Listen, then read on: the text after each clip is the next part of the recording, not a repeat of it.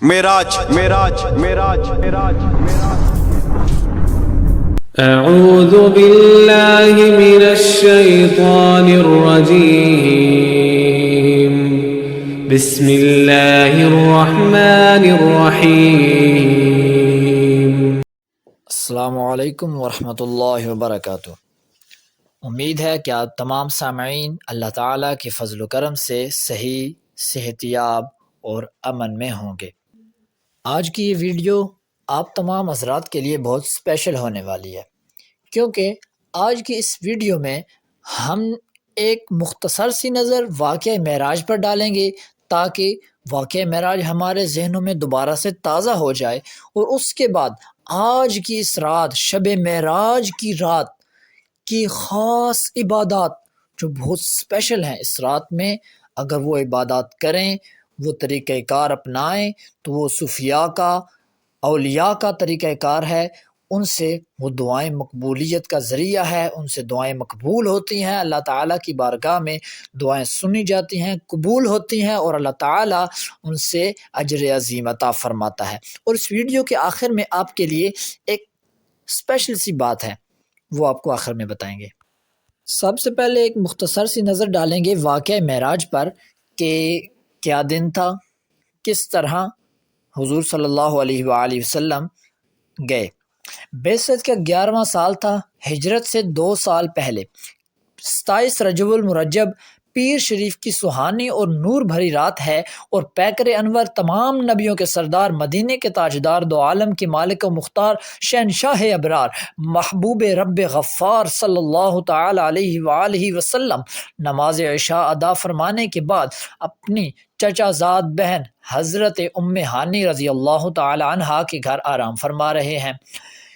آپ کے دولت خانہ اقدس کے مبارک چھت کھلی، حضرت جبرائیل علیہ السلام نیچے حاضر ہوئے اور آپ صلی اللہ علیہ وآلہ وسلم کو حضرت ام ہانی رضی اللہ تعالی عنہا کے گھر سے مسجد حرام میں لا کر حتیم کعبہ میں لٹا دیا۔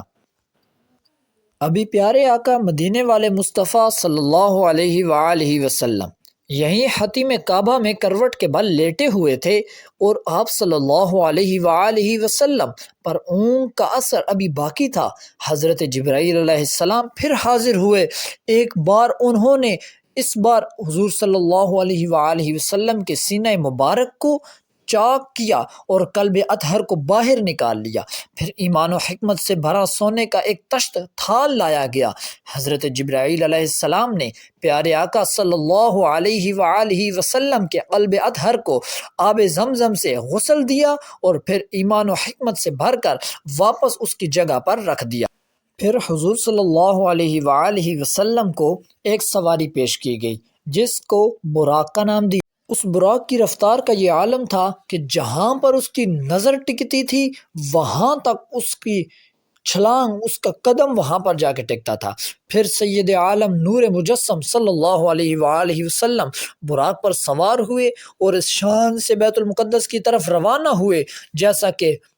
حضرت سیدنا علامہ بوصیری رحمہ اللہ تعالی علیہ فرماتے ہیں، سریت من حرم لیلا الی حرم کما سر البدر فی داج من الظلم، یعنی حضور صلی اللہ علیہ وآلہ وسلم نے معراج کی شب حرم کعبہ سے حرم بیت المقدس تک اس شان سے سفر کیا جیسے 14ویں رات کا چاند سخت تاریخ کی رات میں اندھیروں میں نور بکھیرتا ہوا چلا جاتا ہے۔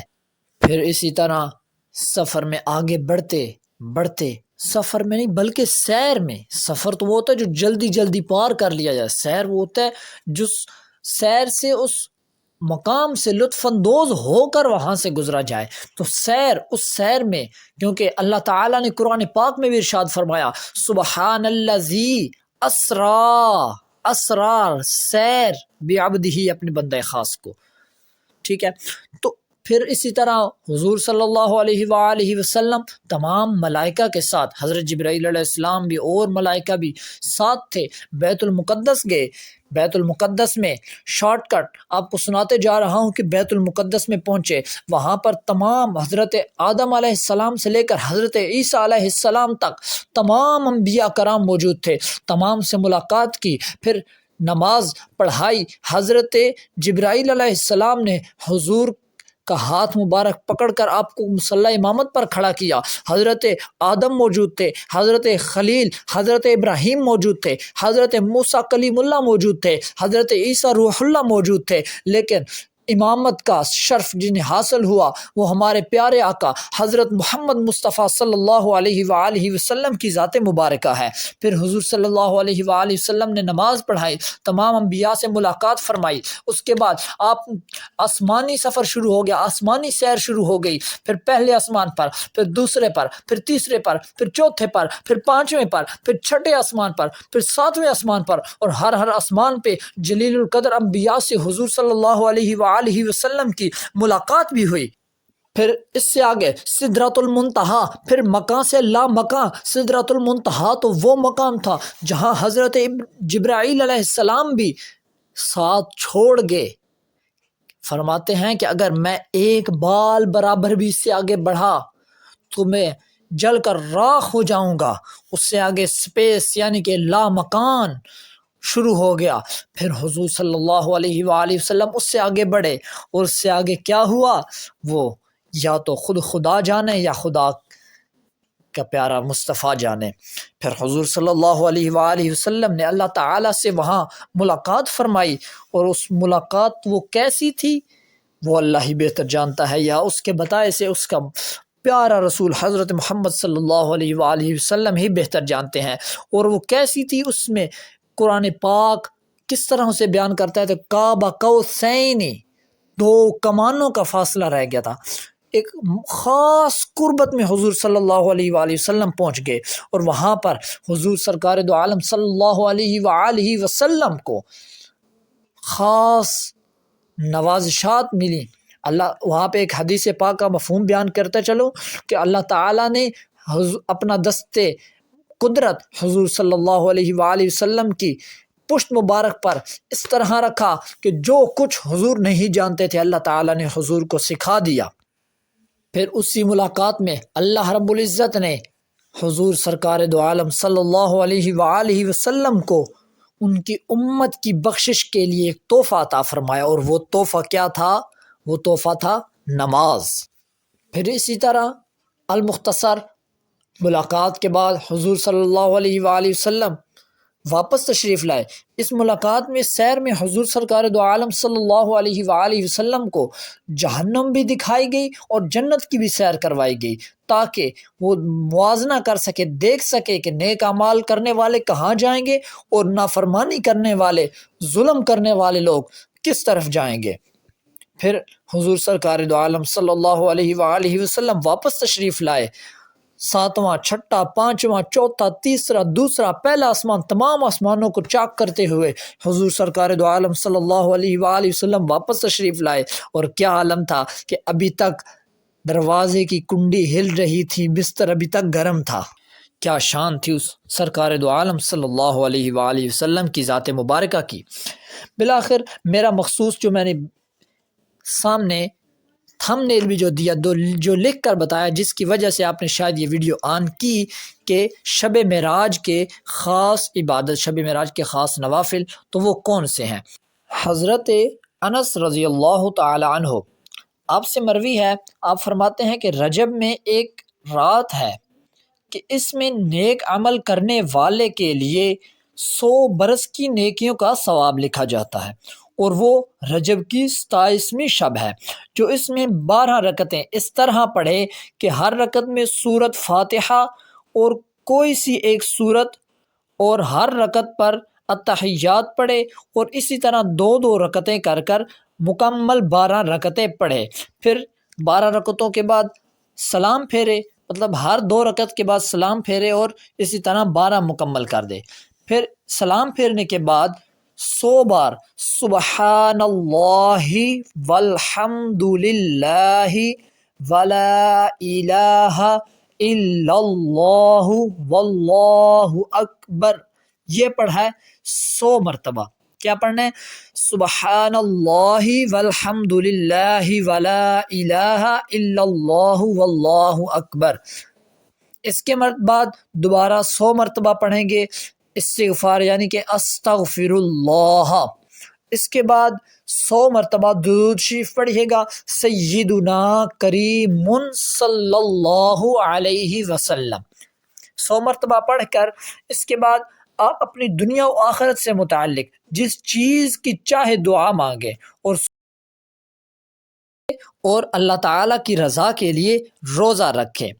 تو پھر اللہ پاک اس کی سب دعائیں قبول فرمائے سوائے اس دعا کے جو گناہ کے لیے ہو، یعنی کہ جو نیک نیت سے دنیا و آخرت میں کامیابی کے لیے یا کوئی بھی جائز عمل کرنے کے لیے وہ دعا مانگتا ہے تو اللہ رب العزت اس کی وہ دعا ضرور قبول فرمائیں گے انشاءاللہ عز و جل۔ اگر اللہ نے چاہا تو اللہ تعالیٰ اس دعا کو ضرور بضرور قبول فرمائیں گے۔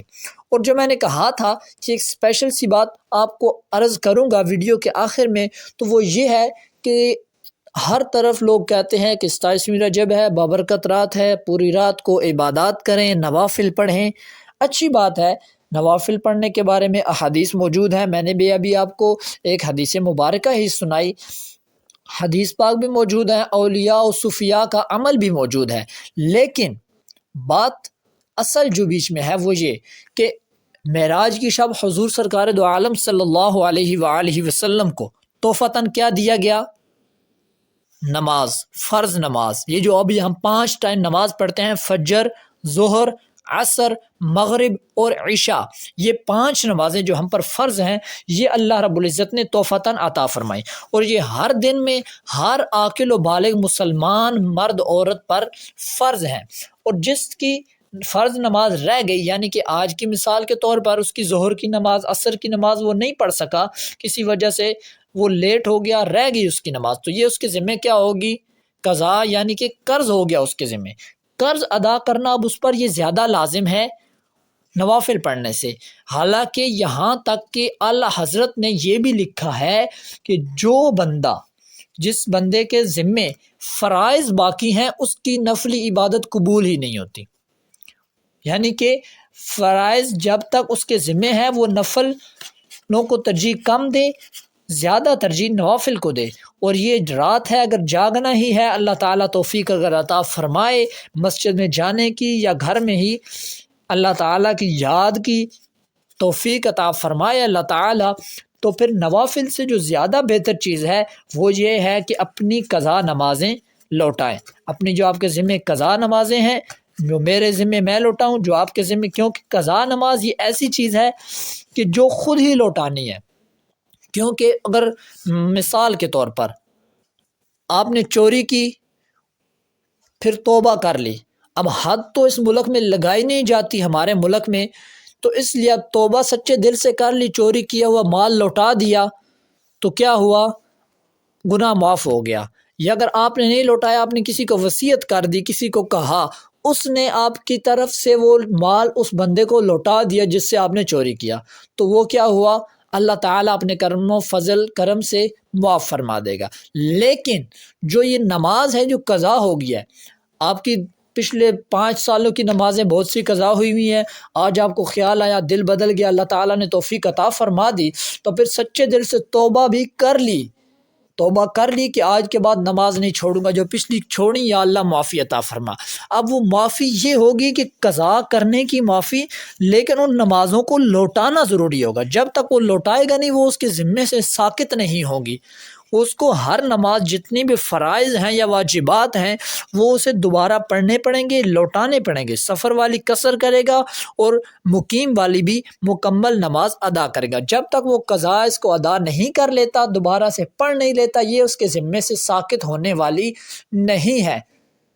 یہ نہیں ہو سکتا کہ آپ کی نماز کوئی اور پڑھ لے، آپ کے ذمے کی، آپ کے ذمے فرض ہے، کوئی اور پڑھ کے جی آپ کی ملت کی، ایسا نہیں ہو سکتا۔ اس لیے اس شب کو انمول جانیے اور اللہ تعالیٰ کے فضل و کرم کا شکر ادا کیجیے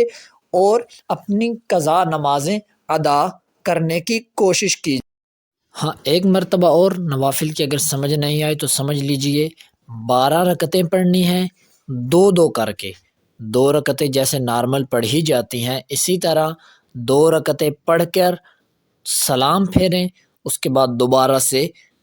شروع کر دیں۔ اسی طرح 2 کر کے 12 نفل، یعنی کہ 6 مرتبہ سلام پھیرنا ہے، 12 نفل پڑھنے ہیں، 12 رکعتیں پڑھنی ہیں 2 کر کر۔ اس طرح اس کا طریقہ کار ہے۔ پھر بھی نہیں سمجھ آئی تو آپ ویڈیو کو دوبارہ سے دیکھ سکتے ہیں، پھر نہ سمجھ آئے آپ دوبارہ سے دیکھ سکتے ہیں۔ یہ ویڈیو دیکھنے کا آپ کا بہت بہت شکریہ۔